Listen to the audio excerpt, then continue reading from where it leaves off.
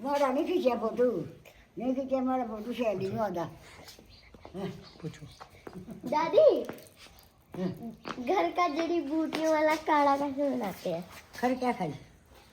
जवान पाई लेनी तो थोड़ी याद कर मां सारा गन्ने बसर गन्ना क्या है हैंड तो पका ले हाँ ये को हैंड तो पका ले जवान पाई लेनी मां सारा